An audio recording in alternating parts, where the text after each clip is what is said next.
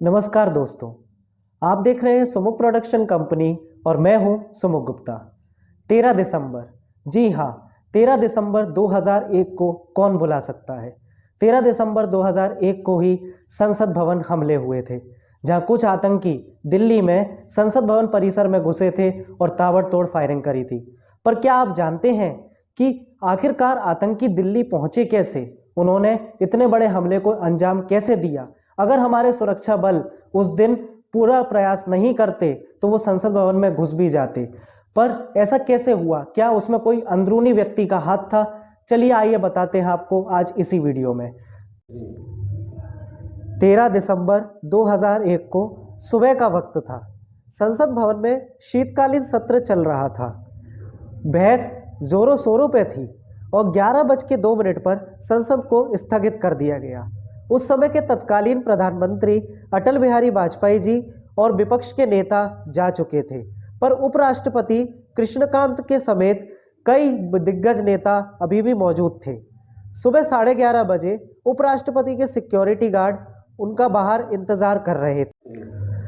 तभी एक ambassador car gate number 12 से संसद में घुसी। आपको बता दें, उस समय सिक्योरिटी गार्ड निहत्थे हुआ करते थे। उनके पास आज के जैसे अत्याधुनिक हथियार नहीं हुआ करते थे। सिक्योरिटी गार्ड उस एम्बेसडर कार को रोकने की कोशिश करते हैं। तभी आनन फानन में आतंकियों की कार उपराष्ट्रपति की कार से टकरा जाती है। बस फिर क्या था, आतंकियों ने अंधाधुंध गोलियां चलाना शुरू कर दिया। किसी को कुछ समझ में आता तब तक ताबड़तोड़ गोलियां बरसने लगी। आतंकी नेताओं को बंधक बनाने के इरादे से आए थे, पर वहां मौजूद सुरक्षा गार्डों ने ऐसा होने नहीं दिया। उन्होंने संसद के सारे गेट तुरंत बंद कर दिए। संसद में सीआरपीएफ की एक बटालियन मौजूद रहती है। गोलियों की आवाज सुनकर सीआरपीएफ वहां तुरंत पहुंच गई। लिए बता दें कि संसद भवन का एरिया अपने आप में बहुत बड़ा है। इसमें बहुत सारे एंट्रेंस गेट है और बाहर भी बहुत सारे गेट मौजूद हैं। और उस वक्त लाल कृष्ण आडवाणी समेत कई नेता अंदर मौजूद थे। दो आतंकी गेट नंबर 1 की तरफ बढ़े। वो वहां से घुसने की कोशिश करना चाहते थे, लेकिन हमारे सिक्योरिटी फोर्सेस ने उन्हें वहीं ढेर कर दिया। पर हमारी सिक्योरिटी फोर्स ये नहीं जानती थी कि उनमें से एक आतंकी सुसाइड बम्पर है और उसके शरीर पर लगे ग्रेनेड में जोरदार धमाका हो गया। इसके बाद वो आतंकी वहीं ढेर हो गया। ये उनका हेड था, इसका नाम मोहम्मद था। इसके कारण आतंकी सहम गए, वो घबरा गए थे और उनने इधर उधर फायरिंग करना चालू कर दी। उन्होंने मीडिया को भी निशाना बनाना चालू किया।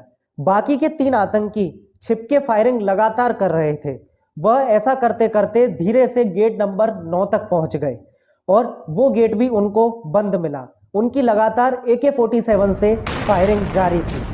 वहां सीआरपीएफ ने अपने साहस का परिचय दिया और तीनों आतंकियों को वहीं ढेर कर दिया। अभी एक आतंकी और बाकी था।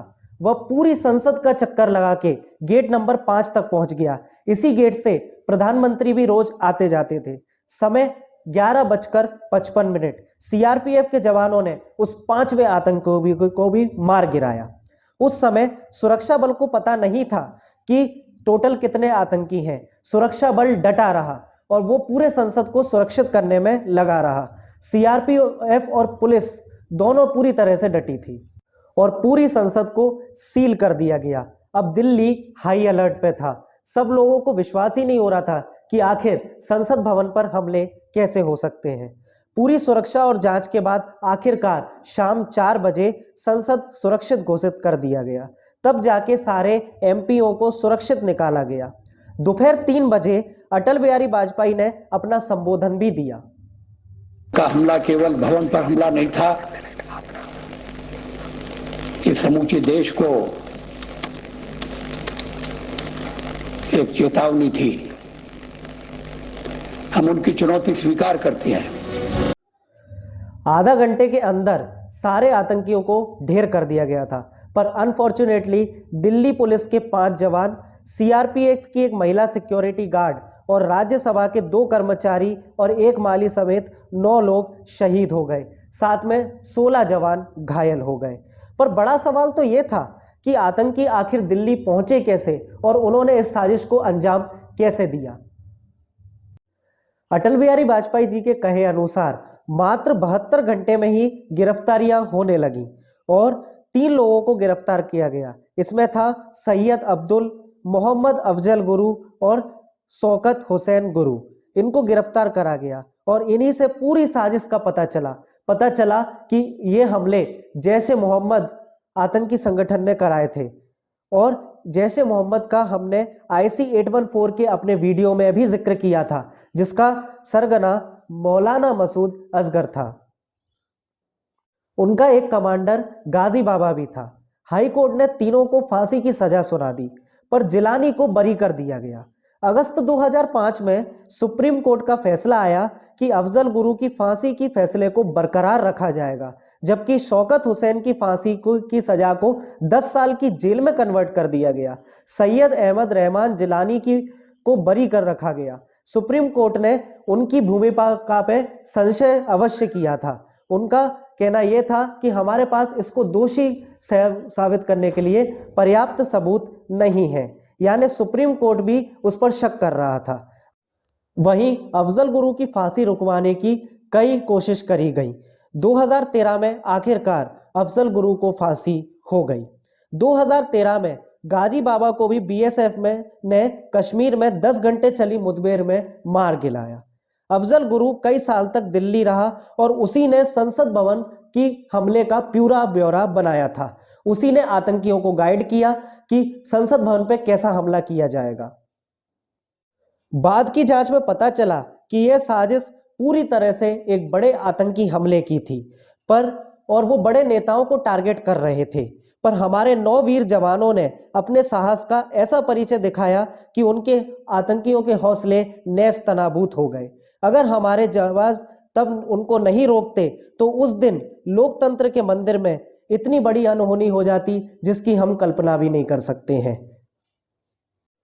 पर दुख की बात तो यह है कि दोषियों को सजा देने में इतना समय लग गया और इसी कारणवश आतंकियों के हौसले इतने बुलंद होते हैं। यहां तक कि जैश-ए मोहम्मद का कमांडर मौलाना मसूद असगर, जो IC 814 हाईजैक में छूट गया था, जिसका हमने आपको वीडियो बताया था, वो आज भी आजादी से पाकिस्तान में घूमता है।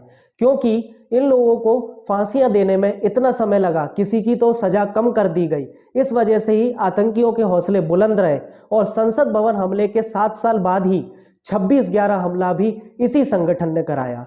सोचने वाली बात है कि पाकिस्तानी लोग यहां आके रहे, पूरी प्लानिंग बनाई, संसद भवन की पूरी प्लानिंग करके उसका हमला करने की कोशिश करी गई, एम्बेसडर कार भी खरीदी, तो सुरक्षा बलों ने कोई एक्शन प्रॉपर तरीके से क्यों नहीं लिया। ये भारतीय इतिहास का सच में एक बहुत ही काला दिन साबित हुआ था। तो यही था आज का वीडियो। जल्द मिलूंगा आपसे एक और नए वीडियो में। तब तक के लिए धन्यवाद, नमस्कार।